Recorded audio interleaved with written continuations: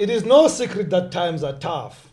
It is absolutely no secret that people are losing jobs every day. Some of the jobs will never exist in the next 10 years or so.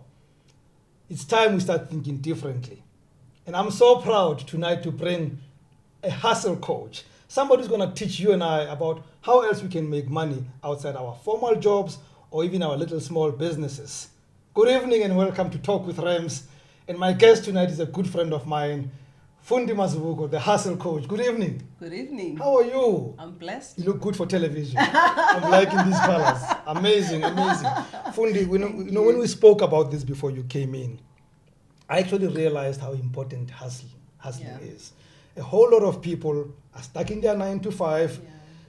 But chances are that we're not using enough of the time that we have in our hands to make extra buck. Yeah. But where do I start? I think for me, there's two ways. It's either it's an opportunity that you have realized, or it's passion. And for me, those are the two basics. It's easy. If it's passion, you are Rams, you like talking. Why don't you make money out of it? Right? Yeah.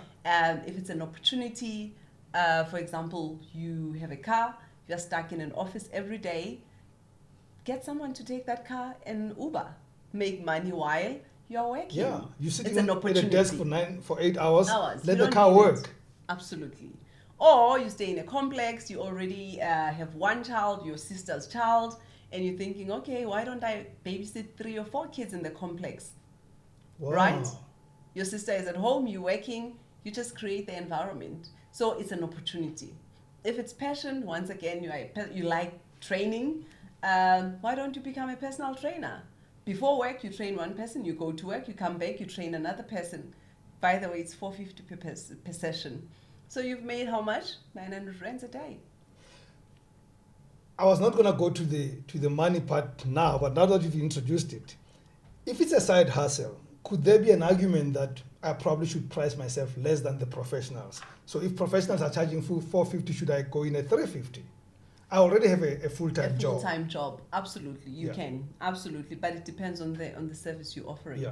For example, if there are costs, if it's Uber, petrol is petrol for everybody. Petrol, yes. You have to pay the driver. Absolutely. Yes. So it will depend on what space you're playing at and what target market you're targeting. Yes. So, but it must be profitable. The rules of the game, though, are simple. Do not compete with your current employer. Yeah. Well, I was going to go there. So if I hustle, the old word when I was young was called moonlighting. Yes. You're too old. Yes. I am old. Yes. How do I make sure that it's not competition, both in terms of the actual service or product, but also in terms of their time? You know, some of us, when I worked as a journalist, the argument was that you were employed 24/7. So even when I'm home, I'm still employed as a journalist. And that's a tricky environment. But I must also add, the people who've mastered the art of hustling, of side hustling, are people in radio, in media, because they never can keep one job down. Yes. It just does not pay the bills. Nobody can afford us. Nobody can afford you, you know. So you guys actually have mastered the art. Then it means you need to negotiate your contract differently. Yeah. And I think times have changed. No employer should be pinning anyone down to that kind of contract, especially in the media space. However, having said that, I do not think that if I have for example, I'm in signage, my guys can now have a signage shop. It doesn't make sense. That's conflict, you know. It doesn't make sense. But they're graphic designers. They just need to let me know that, you know what, for example, I don't like doing business cards or flyers. That type of business they can do as long as it's negotiated up front and we all are aware that they're not stealing my time. Yeah. So right now, the economy is bad. Food is expensive. Education is expensive. Petrol. People are losing their jobs. The other day I read that currently we have about 10.5 million people who are not employed. Yeah. 10.5. In fact, it's very interesting because the other side of hustling is that there are people who need your service, but they don't know because you have not introduced the service to them. Yes. I can imagine if I had even a crappy jalopy somewhere and I went to the complex I lived in and I said, look, You guys can order food or your groceries online. I'll do the pickup. Yes, absolutely. Because until you tell me that, Yes. I didn't know that. Then what it means is that every Saturday I have to go and queue it.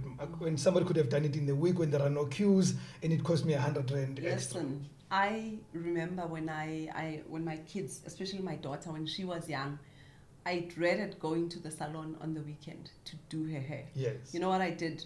I asked the lady that was doing her hair, I spoke to the principal, and I said, I have someone who can come to the creche and do hair for our girls. All we need to do is to notify the mothers. Listen, you've solved my problem for the weekend. I've created employment, because even with hair, during the week, there are not a lot of walk-ins. Yeah. Everyone's at work. So it allows her to also have another stream of income. So it's also solving and creating convenience. It's an opportunity. What are some of the easiest low-hanging fruit type of hustles that are out there that people can do tomorrow? Somebody's listening to us Yes. can say, I can do that tomorrow. Uber, you can do tomorrow. Yeah? We all have cars. Most people have cars. Yeah. And And if you get more cars out of the road anyway. Yes, and the best thing is we all have smartphones, right? Yeah? There is so much money to be made. And all you need to do is to put your name out there. Create a page, start marketing yourself. So for me, you can sell houses after work. So those, and I want to talk more about opportunities that do not require capital. Yes. Yes. You know, because most of us are stuck, or most entrepreneurs would tell you, oh, but I need funding. Not all businesses need funding. You need to start. Start now, start tomorrow. Start. And if you want to know more about starting, well, we'll get there. We'll get there. Don't sell yet. She's doing a side hustle already. So, I mean, you mentioned selling houses. I look at those posters and I look at, it's mostly women for some reason. Yes. And the doyen of the you need doyen to of them who to passed sell on. Something, right? But when I look at those posters, those people look like it's an exclusive specialty. Not any other realms can do it. You know what's interesting right now as I speak to you, I forgot the body now. They are looking to get more people into the industry. Actually, right now as we speak, it's the estate agency affairs board. Yeah. Exactly. Yes. So they are saying we'll train you, we'll get you ready. Are you serious? Yes. As we speak. Did you just hear that? As we speak. And there are houses that need to be sold. Yes. I mean, if the economy is doing badly, people will sell. So it people means are selling because it's the buyer's market. Yes, it's the buyer's market. And people are not buying houses, they're renting. So you can also rent. How so, Fundi? How so? Because I have a 9 to 5. When do I sell the houses? After 5. Anyone who's buying a house is at work anyway when you're at work, right? People are working. When I was house hunting, I used to go at 6 p.m. or something like that. Absolutely, because you have a job that you need to be at. I'm also at my job at that time, so you need to sell after work, 6 to 8. And we can't, you and I have had this discussion, oh, I'm tired. Yeah. Oh, I'm tired. From doing what? Yeah. When your bank account is not tired, So I think there really is an opportunity for you to get certified as an estate agent. Start selling houses. You don't need capital to start that business. If you already have a car, start using your car, or sell the car that you have and buy a combi. You probably have a child that goes to school or go to a creche, and you just start there. Ask other parents to do that. I mean, you don't need capital outlay for that, I also recently, I have a daughter who's 14, and I recently took her to learn to do makeup, so that she can be a makeup artist, and that's her side hustle. Already at 14. Because I'm not going to fund her entertainment forever. Yes. But what that means is that anyway, people who want makeup for events, they're on weekends, right? And she does not need any capital for that. So there are quite a lot of things you can do tomorrow. Well, I don't know these things, and I don't even know where you have to start. I was born a hustler, so I do a lot of my own hustlings on the side. So beyond this, you would have to talk to Fundi more often. So let's know about your platforms. Where do they get hold of you? I'm on Instagram as the Hustle Queen. And I think that's the platform where I use most to talk about the opportunities. And I also share opportunities that I hear about, either bursaries or either companies that are looking for entrepreneurs or have opportunities. So right now I'm on Instagram as At Hustle Queen. Hustle Queen 1. Hustle Queen 1, that's where you find it. If you forget, we always repeat it here.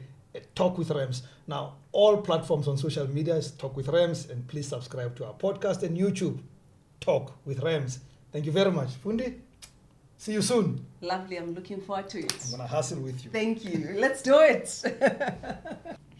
One of the secrets of success is to learn from those who are ahead of us, who are better, who have done it before, to emulate them, to imitate them, to try and do it as they do it, to listen to them.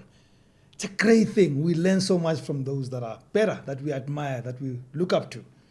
The flip side of that, though, is that we also can fall into a trap of lapping up nonsense and being used by other people, or even the same people that we idolize. We have to be careful.